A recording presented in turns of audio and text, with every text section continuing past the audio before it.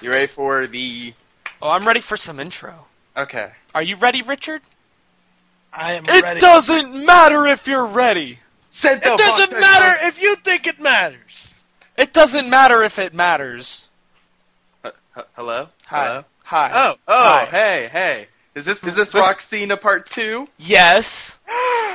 That's right, Whoa. people. If you're just tuning in, this is our discussion on The Rock versus John Cena at WrestleMania. Alright, I'm here with Chris. What up? And Richard. What's up? And, of course, I am Nathan, and I'm going to attempt to keep it nice and calm today. As I said earlier, it's our Brock Cena I think we all know that's discussion. never going to happen. It's not. I've already came in, and I have my whistle ready, but, I feel like that's going to be, thrown out of my hands, and I'm not going to be able to do anything with that. So I don't I'm think going to slam you through a table. I don't think anybody understands what you're saying right now. I understand what he's saying. Something about a whistle? I don't understand. Hey, let me elaborate for everyone who maybe doesn't understand Nathan. He brought a whistle because he was going to be the middleman, the mediator. Because me and Chris tend to get a little out of control. What Nathan doesn't understand is this. See, I'll get upset, and if he gets in my way, I'm going to slam him through a table. Yep, that's right. I'm the referee, violent. Which means I don't matter, and none of my decisions are real. So let's start this. I'm going to let Chris take this one first. Okay. I think they've sort of botched this big rematch between Cena and Rock. If The Rock beating John Cena last year's WrestleMania was so devastating and so painful and horrible to John Cena, then he should have lost to Brock Lesnar at Extreme Rules. He should have lost every single match so that they could show how losing to The Rock screwed him up so bad that he couldn't function correctly. He wasn't the same old John Cena. He didn't have to be a heel, but I think we should have seen what happened after the matches and seen John Cena in a depressed state where he's just like, man, I don't know what's going on, but it's just something's messed with me. It's like I don't feel the same. He should have done something like that, and we should have seen John Cena kind of go into these peaks and valleys throughout the year. He could have still won Money in the Bank, and then it would have been like, oh my gosh, John Cena finally won a match. But then he's the first guy to lose the Money in the Bank briefcase match, and then he goes on, wins the Royal Rumble, and goes on to face The Rock. And that would have given this story so much more credibility in my eyes. We saw when they did the Hall of Fame panel, I liked that promo, but it would have been so much more believable if I had seen the effects that it had on John Cena throughout the year. After all that, it's kind of an obvious choice. John Cena will walk out of WrestleMania as the WWE Champion. However, I feel like they might do something weird with him soon because of the actions that he made on the Hall of Fame panel. So I feel like they did drop the ball because they hyped it a year in advance. Currently, I can't think of a storyline where they hyped it, kept it going, and actually did it all within 1 year. But the problem is, like you said, the advancement of Cena and the descent of Cena, it wasn't even there. And not only that, but he was like this he was jolly old Cena with a big smile on his face. Okay, well, where's this dark, deep-seated pain and anguish that we're supposed to be conveyed? You just never, you never felt like the anger Cena has, which is a problem I always have with Cena, where he's always like that until, a week before pay-per-view, I gotta get angry. But, the ruthless aggression Cena. The second problem I have with this whole thing is the Royal Rumble. In my opinion, he should not have won the Royal Rumble. What should have happened is someone else wins Can I pause you really quick and say that was probably purely to get him to WrestleMania? That was right. The only reason he won Royal Rumble, was to make it 100% Rock and Cena would happen. This is what they should have done, in my opinion. They should have had Cena go on, lose the Royal Rumble, have a good showing, be like, oh, he's about to win, oh, he loses, and then have this whole, month or two storyline between him and that person, while also feuding with The Rock, during promos and things like that. The Rock antagonizing him, oh, yeah, you couldn't beat him, how can you beat me, and then, for whatever reason, have something happen to the guy who won the Royal Rumble, and have Cena be, the only choice they have, be like, well, you were the second up guy or whatever, right? But you have to prove yourself, and like he has to do something to get there. They just didn't give him a journey. You need to have your hero's journey. Otherwise, it's just not believable. Tell us how you really feel, Nathan. It's stupid. If you're going to try and tell a story long term, you need the peaks and valleys that you were telling, Chris, and you also need the emotion, which they had none of that. They had no surprises, necessarily. The Royal Rumble was like, oh, that's cool, but it was not a surprise that he won. Right. Unless they're going to keep The Rock champion because of promoting his movies, that's the only reason I see The Rock having the title. Because think of it. The Rock right now is doing promotion for his new movies, G.I. Joe, Pain and Gain, Fast and Furious 6. I mean, that's like cross-promotion for him being like, oh, you like this title? I'm WWE Champion. WWE, you know? That's the only reason I see The Rock holding on to the title past WrestleMania. Cena's going to win it. Just very lackluster story. Okay, go ahead, Richard. Follow that. Boom, boom. Served. Boom, boom. All right. So, well, let's move on. Your opinion's irrelevant. Get out of here. Is it going to be as passionate as mine or Chris's? Probably not. No, I'm just not. All right. You're both done. All right. So, we're not going to talk about how this is happening twice because it wasn't supposed to. Once in a lifetime. Yeah, that's Chris's favorite thing. Twice in a lifetime. But every single time, I'm going to love this match. Every single time, I'm going to hate it. And this has been talked about quite a bit. If you've seen the Once in a Lifetime DVD, you've got the best of two different eras going at it. And I don't care if you like John Cena. I don't care if you like The Rock. You know, that's going to be a big match every single time. You'll hear it over and over that, you know, John Cena can't wrestle, whatever. Hey, I've seen him do some drop kicks. I know. A move or two. And a Hurricane Rana. We've seen He made that top rope yet again. Yeah, we saw the Hurricane, we see the drop kicks, we get all that. He can wrestle, but just not as well as everybody else, okay? Okay, he changed it to 9 moves. He'll own up to the fact that he has no amateur background, and I don't really care. The fact of the matter is we're going into WrestleMania, we've got The Rock, we've got John Cena, these two guys that just put on a great show every single time. It's not that I don't love The Rock. For all common sense purposes, I think Chris has got it. Cena's got this one in the bag. You know, we saw real quick for, you know, half a second, John Cena kind of seemed like he wanted to jump back into being the ruthless aggression Cena that we Heel Cena! No, Thugonomic Cena. Right, If only.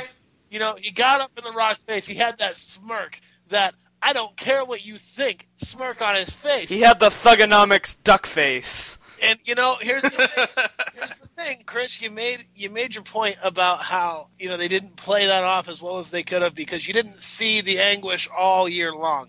Right. The only thing I'm going to say in defense of John Cena, because you know I'm going to do it, is if you look at the John Cena in the past, every single pay-per-view he's ever done, Nathan, you kind of called it, you know, a week before every pay-per-view, he gets into game mode. He puts his game face on and he changes everything he's been doing for the past few weeks. It's just... And it's old. It's been done 100 billion times. You know, my issue with it, here it is, and I'll just be really quick. They make a really big point to say that he is all business. He loves to have fun, and you know, if they're going to make him love the company and make him love the business as a person and as a character on TV, you know, they're going to do everything they can to make sure that he is seen having a good time and doing what he loves. And when it comes time to face somebody like The Rock at WrestleMania, the biggest pay-per-view of the year, they're going to make him serious. You know, they're going to, I kind of see what they were doing, but I don't agree with it. I think that you guys are both right, that they should have played that out a lot more than they did. But, you know, I can understand because they make him out to be the big happy guy who loves what he does. I can see it taking as long as it did for him to get in The Rock's face and, you know, start getting down the business. But hands down, I think Cena's got this.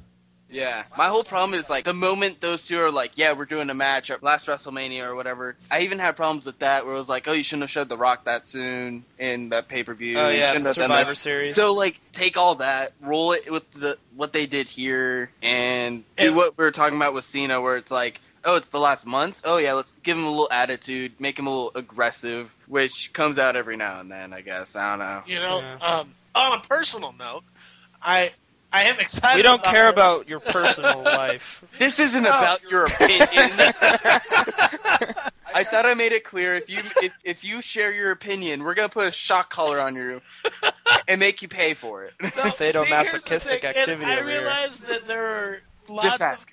There are lots of other people in the world. I am not the only. The world does not evolve around me. It doesn't. Whoa. I know. I know. What the hell, guys? Like, I feel so betrayed. For this whole time, I thought the world revolved around Richard McKinney. Like Richard, when I met you years ago, Chris pulled me over. He's like, "All right, there's this one thing you need to know about this guy." The whole world revolves around him. Nathan, you may be a planet, but this guy's a star. Oh! Richard McKinney, listen to his music. Yeah, check it out. Got stuff on YouTube. Shameless plug. Why can't we stop? Snickers! The ratings are going through the roof. All right, back on track. Like I said, I know I'm not the only person in the world, but I've got to say I'm really excited to see part 2. I know that there are a lot of people that are sick of John Cena. Hi. We know that Chris is definitely one of those people. You know, I feel that this match, as big as the people involved in the match are, I feel like it's not as big as it could be. I personally am excited to see it because of what it is.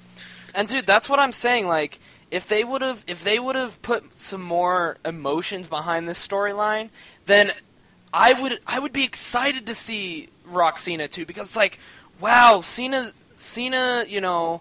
It'd be like Taker Shawnee too. Where Yeah. it's like, man, they did such a good job on the first one. I can't even imagine what they're gonna do on this one. And that's the thing, like and what they did with with Shawnee Taker 1 and 2 is they had different storylines for both times.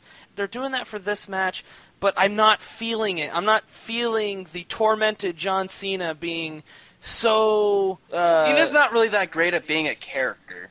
He's himself, and then he's like, oh, I need to go into character right here. But it's like... It's already him. It's as good as his acting. Dude, Let's just say that. I just want to mention one thing. Richard, for you to say that you are not excited for the match, but you're excited because it's John Cena and The Rock. That basically sums it up. That's what you just said, Richard. Yeah, and that I'll say this for you because I think it means a lot coming from me. Anyone who ever listens to this, I just need to make it clear. I am a giant John Cena fan. Chris and Nathan will give me crap about it day in and day out. he's more than a fan. He's a John Cena mark. Okay. I'm expecting him to show me the tattoo on his back where he The hustle look. Can't see on the shoulder. He has the 51 on his belly. He's like, I couldn't fit it on my back, so I put it on my stomach. No, in my head, here's how it is. Plain and simple. I think anybody that listens to this can agree. It's just, they spent so much time the first year. Week after week, you see The Rock, you see the next week John Cena, and vice versa. And I mean, it was good. It was good. You got to see a lot of the old stuff. And John Cena, like Nathan said, he's not an actor. Yeah. I'm sorry. There's a movie or two. I'm like, yeah, that was a good movie with him in it. Not my favorite actor. I'm not one to down talk John Cena because I'm a firm believer that he is great at what he does. But this match is not as exciting as it probably could be, and that, like Chris said, is saying a ton coming out of my mouth. It's the main, which it'll probably more than likely be the main event. Which, by saying that, that's sad. That is sad for a WrestleMania card to say, look at your main event and go. Although, in the defense again of John Cena, I just realized this just clicked with me. I object. If Cena does win this match, this will be the first time he's held a world title in quite a while.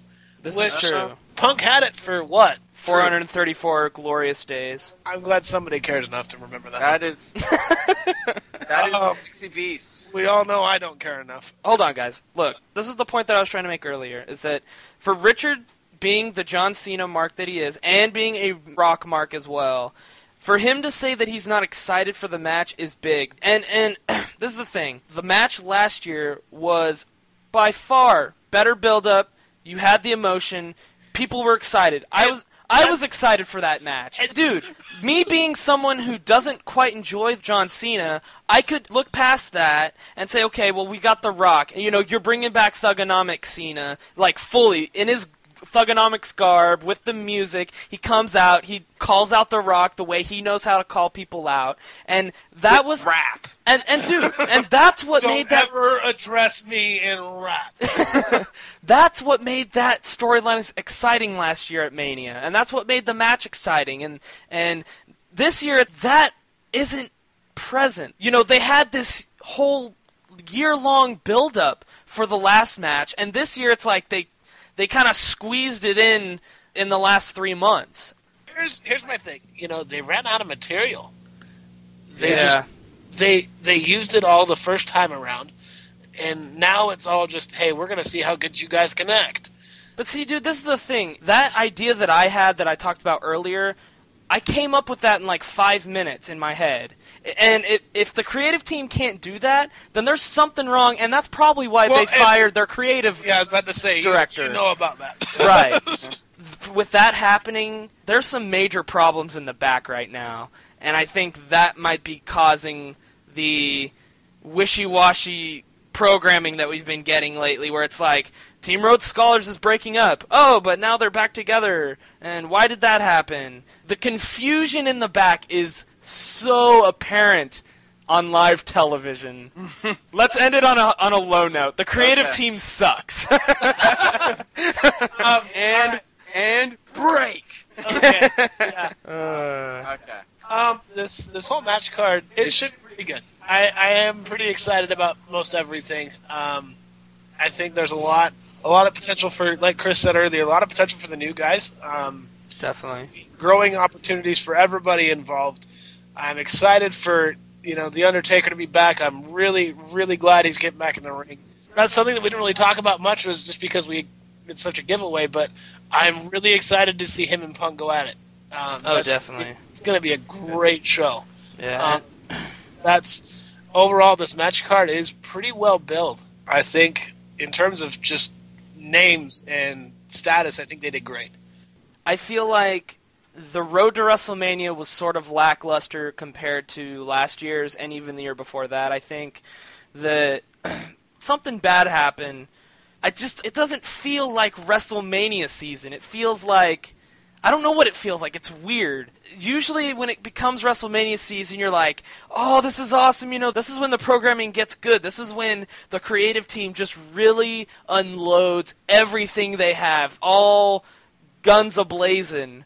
This year I feel like, what happened? And there have been times where I'm done watching Raw and I'm like, I'm excited for the next Impact, quite frankly. It's like, I am way more excited about what's happening on Impact than I am. I'm so ready for Emo AJ. Okay, look. All they have to fall back on is the actual show, and we just have to hope that something really awesome comes from it. Overall, I would have to say that WrestleMania is looking pretty good, except their marquee matches are just sort of lackluster, aside from The Undertaker and CM Punk. In my opinion, this WrestleMania is a good card. Hopefully the Rock Cena match will be phenomenal. And they just leave it in the ring. We gotta hope they just leave it all in the ring. If the two people in the wrestling world that I respect the most do not give me a good match, I'm going to be pissed. Yeah. Yeah. Well, thank you for joining us, everybody. It was fun. People, until next time, goodbye from Undisputed. See you later, guys.